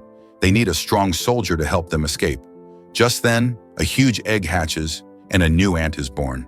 Its skin turns black and it stands upright like a human. It has evolved and is much more powerful than the others. It lets out a loud scream and blasts out a powerful energy wave across the island. The news reports say the ants are changing fast. In the last mission, they could only crawl. Now they've learned to fly and are becoming more human-like, and now the mission to destroy them officially begins. On the other side, Song Yi says she's joining the mission too. Their team is made up of small and mid-level hunters from all over the country. Their job is to guard the coastline. If any ants try to fly toward the city during the mission, they'll stop them. Juhee is also part of this team. The next morning, the Red Mission on Jeju Island begins. Many battleships surround the island, and A-rank hunters are on watch to stop any ants that try to escape by flying. Minsung is also there, but just to take pictures. The S-rank hunters who will attack the ants are ready. Byung-gyu, a retired S-rank healer, also joins them, which makes Baek very happy. Everyone boards a helicopter, along with a cameraman who will film the whole thing. The fight will be shown live on TV, but with a 10-minute delay in case something goes wrong. Even the cameraman is an A-rank hunter who has filmed in dangerous places before. This could be the final Red Mission. If it fails, the country might face serious danger. Goto's team is already on the island, spread out and ready. The mission begins as they release powerful magic energy, forcing all the ants to come out of their nests. Some ants head toward the attack team's helicopter, but Choi burns them with his fire powers. There are too many, so he uses a stronger attack, thinking, "I'm finally back here." The hunters land on the island. Goto's team's job is to keep the ant soldiers busy for 1 hour. In that time, the others must find and kill the queen.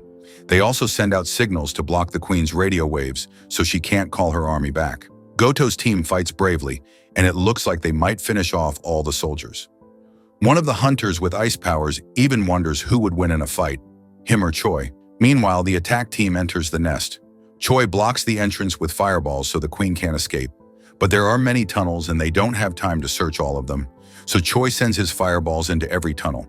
The queen must be hiding in the deepest one. Elsewhere, Jinwoo is doing his daily quest in the park. He notices the place is quiet. Everyone must be watching the mission on TV. He thinks, all the top hunters are on the mission. I'm sure they'll handle it without me. Inside the nest, the attack team still can't find the queen. Then they come across a large room full of eggs. It's the queen's egg chamber. One egg is huge and already hatched. This scares the hunters. Baek tells everyone to focus on the queen and ignore the eggs. But even he's nervous about what came out of that big one. Meanwhile, Tanaka has a shoulder injury. He goes to Akari, an S-rank healer, and she jokes that he should give her something in return for healing him. Suddenly, thousands of ants come rushing toward them. Tanaka tells her to stop joking and heal him quickly. But when he turns around, he sees Akari's neck has been cut. They didn't even see what hit her. And the episode ends here. So friends, who killed an S-rank hunter so easily? The other 2 hunters are shocked. The monster was so fast that they couldn't even see it clearly. Tanaka tries to punch it, but in just a second, the monster slices his neck too. Then the 3rd hunter tries to fight it with his sword, but he also dies. Meanwhile, inside the ant nest, the 2nd team is fighting the queen's guards.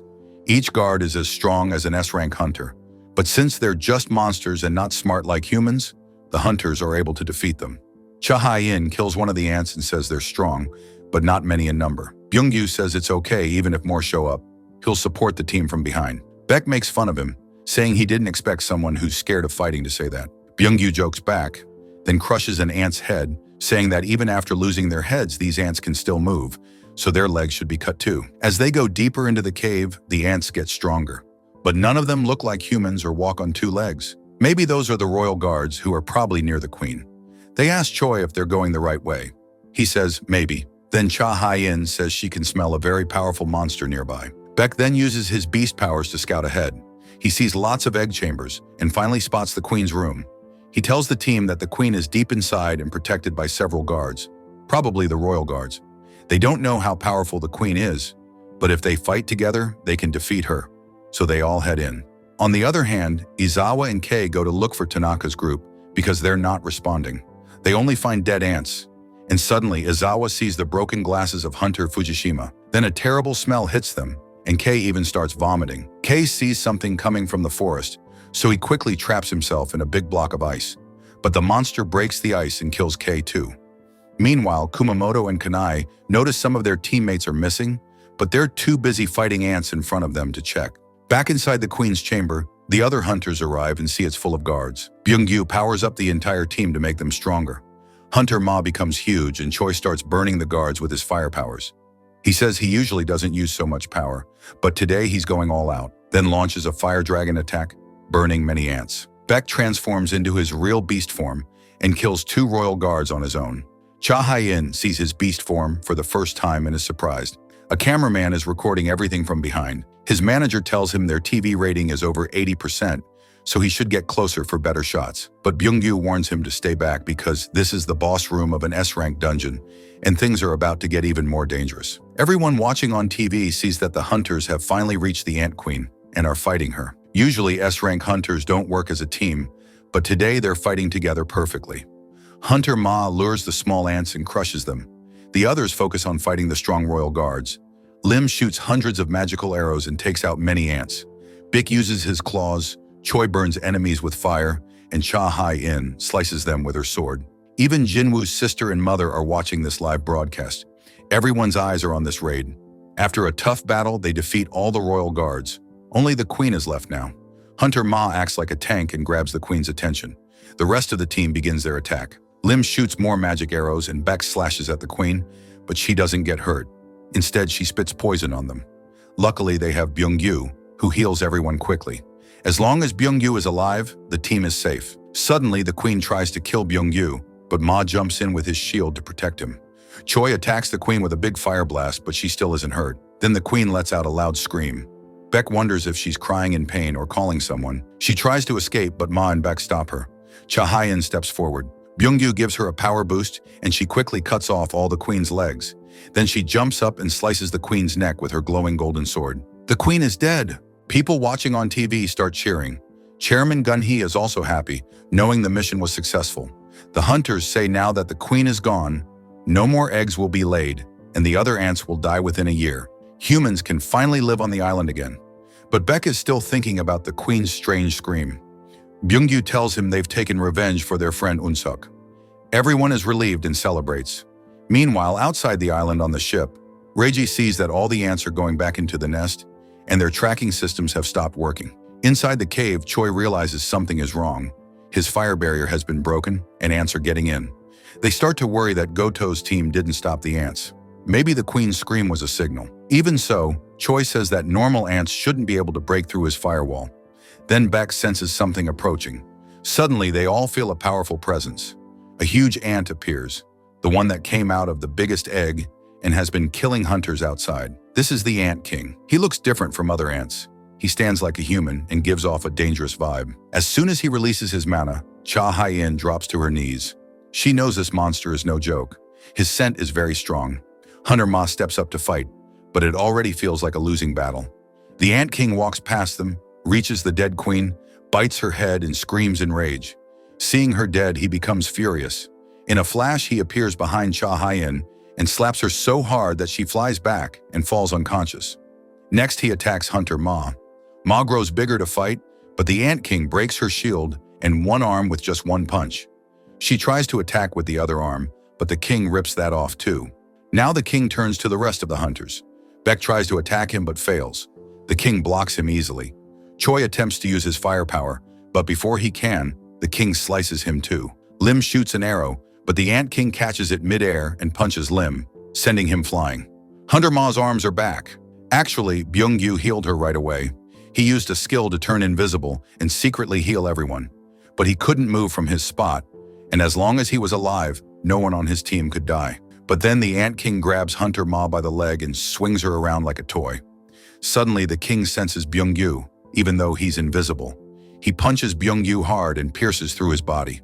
Byung-gyu tells Beck to run, but the Ant King bites off his head, killing Beck's friend right in front of him. Beck gets furious and attacks the Ant King, but the king grabs his neck and forces him back into his normal form. Then something scary happens. The king speaks. He repeats what Byung-gyu said earlier. Run away from here. Why? Because by eating Byung-gyu's head, the Ant King got all his memories and knowledge. Now he understands humans, and he knows that to win the war, the king of humans must be defeated. He says their queen is dead, and fighting weak enemies isn't fun. Then he asks, "Where is your king?" Just then, the Ant King senses a powerful human outside, maybe the real king, so he leaves the nest to find him. Beck wonders if the strong one is Goto, but they don't have time to think. Thousands of ants are rushing in. They must escape now. Meanwhile, Goto is looking for his team because they've stopped responding. He finds the place where the Ant King killed Kei. Goto calls his boss and tells him that some hunters have died, but the boss replies coldly, saying they were told to only fight weak ants. Goto agrees and says the ones who died were weak anyway. The boss asks if the Korean hunters are inside the nest. Goto says yes, and all the ants are flying into it now. The boss asks if the Koreans have any chance of surviving. Goto says 0. Then the truth comes out. Their plan was to let the Korean hunters die. That way, Korea would become weak and Japan could claim they were stronger by killing the queen and clearing the dungeon. He tells everyone to leave now, but suddenly the Ant King appears behind them and attacks. Goto survives, but Ishida is killed. Goto tells Hoshino to run, or the king will kill them all. Hoshino escapes, and Goto prepares to fight. The Ant King asks Goto, "Are you the king?" Goto says, "Yes, I am." The Ant King then unleashes a huge wave of power. Goto realizes it's the same feeling he got when he faced Jinwoo. But before Goto can do anything, the Ant King kills him. Back inside the nest, thousands of ants are attacking. Choi tries to stop them, but everyone is hurt and out of energy. Beak knows they can't survive. Just then, shadow soldiers appear out of nowhere. They fight the ants and stop them. No one knows where they came from. Then Jinwoo decides it's time to step in. He uses his power to switch places with one of his shadow soldiers, and that's where the episode ends. Episode 12. And things are getting intense. We see Igris, Tank, Iron, and Tusk joining the fight, taking down the ants one by one. Baek Yoon-ho is stunned. He wonders, who are these guys? Then suddenly Jinwoo appears on the battlefield. He switched places with one of his shadow soldiers. Everyone is shocked, unable to believe how he got there so fast. Meanwhile, outside the battlefield, Juhee and others notice the live broadcast of the raid has stopped. People are panicking, calling the news station and demanding to know what's going on. But the director reveals that they've lost all contact, even with the cameraman. There's rising fear that all the S-rank hunters might be dead. We then learn the cameraman's camera was destroyed and the signal was lost. Back on the island, Jinwoo commands Iron to release his mana, drawing all the ants toward him. That's when Igris and the rest of the Shadow Army go wild, slashing and tearing through the ants with ease. Tusk uses magic to protect the wounded hunters while everyone else watches in confusion. They have no idea what's happening or how Jinwoo got there. But Jinwoo says there's no time to explain right now. First, they need to heal. He takes out healing potions from his inventory and hands them to the injured hunters, healing all of them instantly. Then he gives one to Cha Hai-in, but it doesn't work. Turns out her wounds are too serious, even for Jinwoo's potions. She needs to be evacuated immediately. But it's not that easy. Waves of ants keep pouring in every few minutes, making escape impossible. Back at the Hunter Association, Gun-hee is anxious. No contact has come from the island since the black ant appeared. The live stream has gone dark. Gun-hee blames himself, thinking if he weren't so old, maybe he could have joined the fight. All he can do now is pray that the hunters survive. Meanwhile, Gina, frustrated that the TV isn't working, storms off to her room. Over in Japan, Reiji informs his chairman that Goto's signal has been cut, which likely means Goto was killed by the black ant. But the Japanese chairman refuses to believe it. In his eyes, someone as strong as Goto couldn't possibly lose. While Igris and Iron were fighting well, the weaker shadow soldiers were having a hard time. Jinwoo wanted to turn the dead ants into shadow soldiers, but he didn't want others to find out about this power. He told the other hunters that it was too dangerous and they should leave. He asked Tusk to lead them safely and warned them not to tell anyone what they were about to see. Then Jinwoo went to the dead ants and said arise to turn them into shadows. But suddenly he felt a powerful and scary presence. The Ant King had come back. Beck noticed him and realized the Ant King must have killed Goto. The Ant King said he didn't find any king outside and asked if someone here was a king. Jinwoo had placed a shadow on Goto, but now he lost contact, which confirmed that Goto was dead. Jinwoo stepped forward to fight the Ant King. The Ant King asked if Jinwoo was the king of humans. Jinwoo replied, "How can you speak like that when you're just an insect?" The Ant King got very angry. At that moment, the camera signal came back. The director told his team to go live again. His assistant warned that if something bad happened, they couldn't edit it out. But the director said the audience was already upset, so they should just show everything live. Everyone saw Jinwoo facing the Ant King on live TV and were shocked. Jinwoo's sister Gina found out he was on the island. Gunhee was so happy that he broke his chair in excitement, saying Jinwoo was now their hope. Jinchul wondered how Jinwoo got there so fast. Gunhee replied it didn't matter. What mattered was that he was here now. The Ant King then punched Jinwoo very hard. A hunter said no magician would get that close to an enemy, so Jinwoo must be finished. The Ant King said Jinwoo was weak, but then noticed that his punch didn't even hurt him. Jinwoo then punched the Ant King back, making him fall backward. Hunter Ma was surprised and asked if Jinwoo was really a magician. Beck said he didn't know Jinwoo was this strong. Jinwoo said the Ant King's strength might be from his hard shell. The two started punching each other with so much power that even the cameraman could hardly stay standing. Jinwoo was winning the fight and landed a strong punch that sent the Ant King flying. The Ant King was shocked and wondered who Jinwoo really was. He attacked Jinwoo again, but Jinwoo punched him hard once more. Then the Ant King bit Jinwoo's face with his tongue and injected poison into his body. The Ant King said he had made the poison with magic, and now Jinwoo wouldn't be able to move. Jinwoo's whole body would become paralyzed. "Your game is over, human," said the Ant King as he got ready to kill Jinwoo. The chairman finds out that 7 out of his 10 hunters are already dead. He gets really angry and says those hunters were useless. Reiji tells him that the ant who killed Goto has gone back inside the dungeon. The chairman gets worried. He thinks if Goto couldn't beat that ant, then the Korean hunters still inside the dungeon won't be able to either. So he quickly orders the remaining hunters to retreat and join another team for a new plan.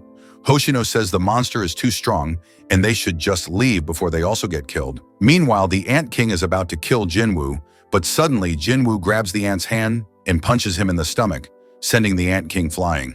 Choi asks if the poison didn't work, and Beck laughs, saying nothing surprises him anymore. Jinwoo's system had removed the poison from his body. Jinwoo can even feel the Ant King's emotions now, but he remembers that Cha Hein is getting worse, and he needs to end this fast. When Jinwoo goes to attack again, the Ant King flies up using his wings. The Ant King realizes that poison doesn't work, and Jinwoo is even stronger than him. So he decides to use his speed instead. His body changes. It becomes thinner and sharper. Jinwoo pulls out his special daggers from the Demon King Baran, and the fight begins again. The Ant King now uses ice powers, probably from killing the Ice Hunter earlier, but Jinwoo cuts through his attacks like it's nothing. The Ant King realizes that Jinwoo's speed is just as fast, or even faster than his. The battle is so fast it's hard for the others to even follow with their eyes. The animation of the fight is absolutely amazing. Jinwoo starts beating up the Ant King badly. When the Ant King tries to claw Jinwoo's eye, Jinwoo powers up and cuts off the Ant King's hand, but the Ant King heals himself and puts up a huge ice wall to escape. He now knows that defeating Jinwoo is impossible, so he tries to run away, but Jinwoo cuts off his legs and drags him back down. The Ant King is shocked and wonders who this human really is. Out of desperation, he calls for his ant army to attack, but Jinwoo summons his own shadow army. They start destroying the ants. Tusk uses a powerful explosion and creates a giant hole in the cave. The Ant King thinks to himself, "I was supposed to be the king. Now I'm running for my life." He tries to fly away again, but Jinwoo uses his telekinesis to pull him down and slam him to the ground. The Ant King is now crawling like a bug. Jinwoo takes his daggers and slices the Ant King into pieces. finally killing him. After the Ant King dies, the rest of the ants stop fighting and start to leave on their own. Jinwoo quickly rushes to Cha Hein, who is in a critical condition. Her aura is almost gone. Choi says their helicopter is ready outside, but Jinwoo says she won't survive the trip. He takes out the elixir of life, the same one he used to heal his mother, and gives it to Cha Hein. But it doesn't work because her condition is too serious. Jinwoo doesn't know what to do. There's no time. His shadow exchange skill can only be used once every 3 hours, and he's not sure if he can bring Cha Hein with him using it. He starts thinking hard, looking for a way to save her. Then suddenly he gets an idea. Episode 13. So far, we saw that Jinwoo killed the Ant King, but Cha Hein is badly hurt and might die. Then Jinwoo gets an idea. He tells the cameraman to stop filming, or else he'll break the camera. The cameraman listens and stops recording. Next, Tusk brings the dead body of Byung-yu, the healer, in front of Jinwoo. Beck asks what Jinwoo is trying to do, but Jinwoo says there's no time to explain. He goes near Byung-yu and says, "Arise." By doing this, Jinwoo turns Byung-yu into a shadow soldier. Meanwhile, the Japanese team is shocked. Hoshino says, "You want to send us back there where the monster is? If you had seen it, you wouldn't say that." Even Goto was easily killed by that monster, who was Jinwoo. Then Reiji tells them that the Ant King is already dead. A Korean hunter killed him. The other hunters are shocked by how Jinwoo can control the shadows of the dead. Now Byung-yu's shadow walks over to Cha Hein. Jinwoo says he heard Byung-yu's voice in his head, asking him to use his power.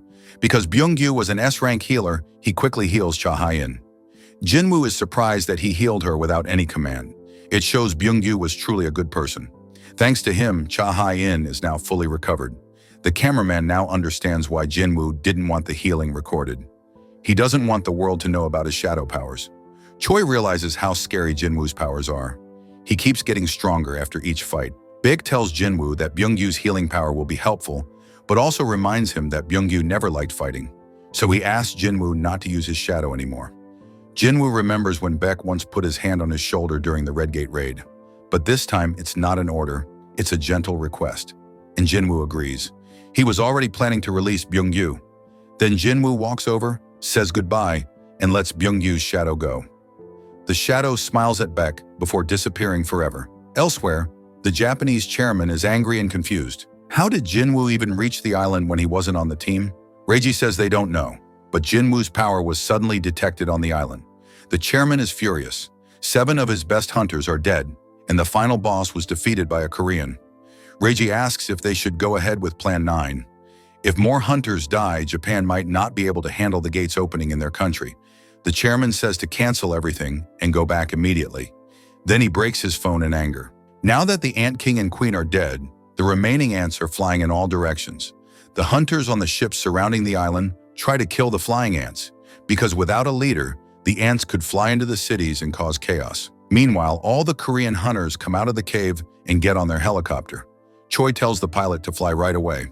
One of the hunters asks, "Where is Jinwoo?" Choi says that Jinwoo is staying behind to destroy the remaining ants and eggs, and if they stay longer, it might cause more trouble. Cha Hein is safe now, but she still needs to go to the hospital, so they leave the island. Back in the cave, Tusk starts burning the ant eggs with fire, and Jinwoo gains more experience points, helping him level up. Then Jinwoo takes out the Demon Monarch's sword and kills many ants at once. After that, he leaves the rest of the fighting to his shadow soldiers, who also start killing the ants. Now Jinwoo reaches level 100. Next, Jinwoo walks over to the Ant King's dead body. Even though the Ant King is dead, Jinwoo still feels a powerful energy coming from him. He says arise to turn him into a shadow. Suddenly, Jinwoo is pulled into a dark place. Everything is quiet and empty. But in the next moment, he's back in the real world, and the Ant King's shadow stands before him. He has now joined Jinwoo's army. As Jinwoo gets ready to turn other ants into shadows, the Ant King speaks and says, "My master." Jinwoo is shocked. None of his shadow soldiers ever spoke before. The Ant King then kneels and says, "Please give me a name, my master." Jinwoo sees that this soldier's rank is general, a new and higher rank he has never seen before. Maybe that's why the Ant King can talk. Jinwoo says, "I was the one who killed you. Why would you want to serve me?" The Ant King replies, "Because of you, I was reborn. I'm happy to serve you forever. Please give me a name." Jinwoo smiles and says, "From now on, your name will be Baru." Then Jinwoo also makes many other ants into his shadow soldiers. At the same time, lots of ants fly towards the nearby city.